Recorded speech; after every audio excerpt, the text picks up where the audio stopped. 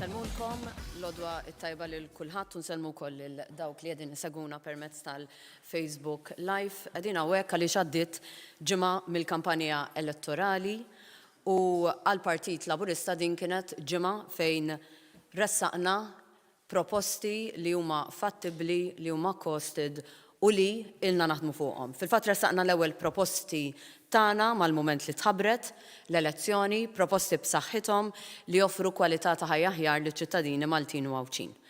L-antana minn dejjem kien li nresqu proposti konkreti, studjati u li juru bl-aktar mod ċar il-viżjoni tal-Partit Laburista.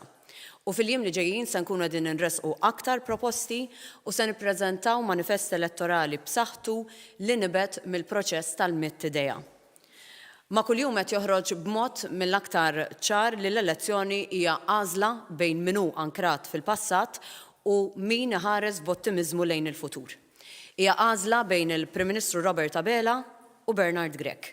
Bejn Partit Laburista li taf fejn int miegħu għaliex iwettaq dak li wieħed u Partit Nazzjonalista li llum jgħid mod u għada jgħid mod ieħor.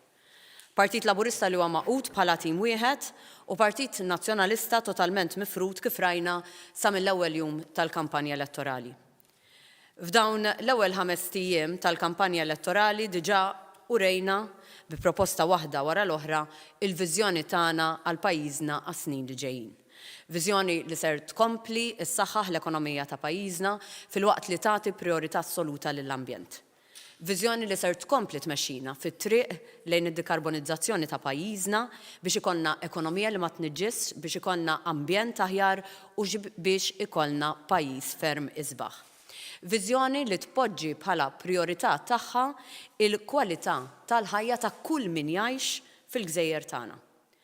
Għalhekk li fl-ewwel ġimgħa ħriġna bl-aktar proposti ambizzjużi biex noħolqu spazji miftuħa u spazji ambjentali fil-lokalitajiet tagħna. Proposti li ser ikomplu jgħinu liż-żgħażagħ iwettqu l-ħolma tal-ewwel dar tagħhom. Proposti biex ninċentivaw ix-xogħol u nippremjaw il-bżulija u aktar inċentivi għall-istudenti. Qabel l-2013, l-infrastruttura ta' pajjiżna kienet waħda dgħajfa, tant li il-pajjiż ma kienx qed jattira investiment u waħda mir-raġunijiet li kienet tissemma kienet propju l-istat tal-infrastruttura. Għalhekk li Gvern Laburista fl-2013 wieħed investiment qawwi fl-infrastruttura tat-toroq tagħna u mal-ewwel ta' bidu għal proġett ta' 700 miljun euro. Issa rridu li niffukaw b'mod b'saħħtu fuq l-ambjent ta' pajjiżna.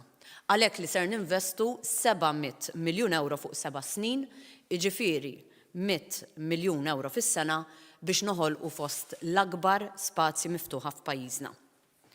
Fil-bidu ta' din il-ġimgħa, it-tnejn waqt konferenza tal-aħbarijiet flimkien mal-Ministru Aron Farrugia u mal-Prim Ministru Robert Abela ħabbarna 7 proġetti kapitali ambjentali biex nagħtu eżempju ta' dak li rridu nagħmlu. Ma dawn il-proġetti jinaqdu diversi proġetti oħra f'lokalitajiet differenti. Għaliex dawn se jkunu 700 miljun euro investiment fi kwalità ta' ħajja aħjar għat-tfal, għaż-żgħażagħ, għall-familji u l-anzjani tagħna permezz tal-aktar proġetti ambjentali ambizzjużi fl-istorja ta' pajjiżna. Irridu noffru ambjent aħjar fil-qalba tal-ibliet u l-irħula tagħna, b'mod partikolari fl-aktar żoni urbani u densi. Nemmnu fil-ħolqien ta' pulmuni ħodor fil-lokalitajiet tagħna għaliex jagħmlu l-post tisbaħ, imma fuq kollox għaliex jistgħu jassorbu tniġġis u jwassluna għal viżjoni tagħna li jkollna pajjiż bl-anqas tniġġis possibbli. Ħabbarna u ser inkomplu nħabbru aktar proġetti għaliex irridu li tkun tista' taqsal fi spazju pubbliku permezz ta' mixja mid-dar tiegħek mingħajr ħtieġa li taqbad karozza. U konvinta li dawn il-proġetti se jbidlu wiċċ pajjiżna. Kull proġett li ser nagħmlu se jsir f'konsultazzjoni mar-residenti u l-kunsilli lokali involuti biex anki noħolqu żoni pedonali, biex noħolqu tunnels minn fejn jgħaddi traffiku filwaqt li jkollna aktar spazji ta' parkeġġ taħt l-art b'ġonna fuqhom. Dawn il-proġetti se jkomplu jibnu fuq proġetti li diġà bdejna, naħdmu fuqhom u nwettqu biex nirreabilitaw spazji li sa ftit ta' żmien ilu kienu mitluqa, bħal pereżempju l-proġett tal-bieraħ fejn il-miżbla tal-qorti nbidlet f'post li jista' jitgawda mill-familji. Kwalità ta' ħajja aħjar tfisser ukoll li nagħtu l-possibilità li żgħażagħ iwettqu l-ħolma tagħhom. Dik li jkomplu jistudjaw biex ikollhom karriri li jxirqilhom u dik li jistabbilixxu lilhom infushom u jkollhom dar li jixtiequ. Għalhekk li matul din il-ġimgħa stess ħabbarna żieda fl-istipendju tal-istudenti, żieda ta' 15% fl-istipendju tal-żgħażagħ studenti għaliex irridu ninċentivaw aktar żgħażagħ jistudjaw. U nemmen li jekk hemm xi ħaġa li ħadd qatt ma jista' joħodlok hija dik li tistudja matul ħajtek. L-edukazzjoni tiftaħ l-opportunitajiet u tagħti l-possibilità anki ta' indipendenza finanzjarja mingħajr ma tkun tiddependi fuq ħadd. U biex ngħinu lill-istudenti jkomplu bl-istudji tagħhom għalhekk ser inkomplu nsaħħu l-istipendji. Bl-istess mod kif irridu aktar nies isiru sidin ta' djarhom u allura qegħdin inkomplu nsaħħu l-inċentivi għal min irid jixtri l-ewwel dar tiegħu. Apparti l-inċentivi li ħabbarna matul is-snin għal first time buyers issa se nkunu qed ngħinu wkoll fil-loan li titħallas fuq l-ewwel proprjetà.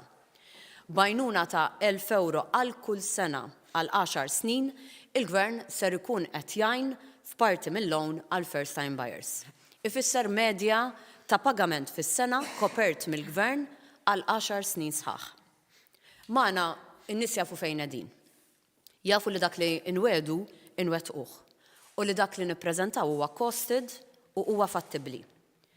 Kwalità ta' ħajja aħjar hija t-tema ta' din il-kampanja elettorali tal-Partit Laburista, inkluż ukoll għall-anzjani u n-negozji li konna ta' spalla lihom fi żmien ta' pandemija u li ser inkomplu nkunu ta' spalla lihom fi snin li ġejjin, kif ser jispjega aħjar il-Ministru Clyde Caruana. Grazzi Mirjam, l-għodwa tajba l-kulħadd. Propju fl-intervent tiegħi dal-għodu xtaqt illi nifoka fuq 3 proposti li ħabbarna dil-ġimgħa illi meta wieħed jarhom fl-intir tagħhom juru l-viżjoni ċara u l-pjan tal-mod ta' kif jaħdem dan il-Gvern. U għaldaqstant nixtieq illi nindirizza dawn it-3 proposti f'qafas sabiex wieħed jifhem aktar fid-dettall il-mod ta' kif infasslu il-politika fiskali tagħna illi għaliex infassluha b'mod serju u kredibbli jagħmilha possibbli għalina illi minnaħa inkomplu ninċentivaw it-tkabbir ekonomiku li ma tkabbir ekonomiku eventwalment itina biżżejjed ġid ħalli mbagħad permezz tal-politika fiskali tal-Gvern inkunu nistgħu inwieżnu il-qafas soċjali. Ħanibda bl-investiment. F'dak li għandu x'jaqsam l-investiment propju din il-ġimgħa ħabbarna kif dan il-Gvern ser ikun qiegħed inaqqas it-taxxa fuq il-profitti tal-kumpaniji, l-hekk imsejħa corporate tax. Il-corporate tax ħad tkun qiegħda tonqos minn 35 għal 25%, jiġifieri tnaqqis ta' 10 punti perċentwali fuq l-ewwel kwart ta' €1,000,000 sabiex bekk kull kumpanija tkun qiegħda tiffranka €25,000.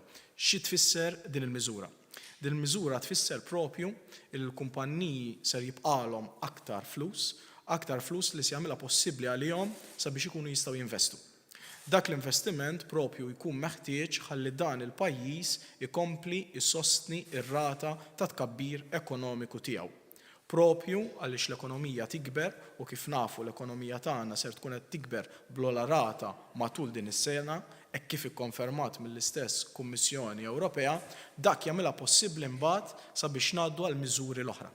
It-tieni miżura illi ħabbarna u miżura li mistennija tinċentiva l-konsum u eventwalment ukoll il-produzzjoni għaliex ikun hemm aktar konsum minn fost in-nies hija dik ta' tnaqqis tal-income tax. Jiġifieri ser inkunu qed nagħtu daqqa il fuq li threshold sabiex bekk il-familji tagħna, il-familji kollha tagħna, nerġa' nenfasizza, il-familji kollha tagħna ikunu qegħdin iħallsu inqas taxxa fuq it-tħul.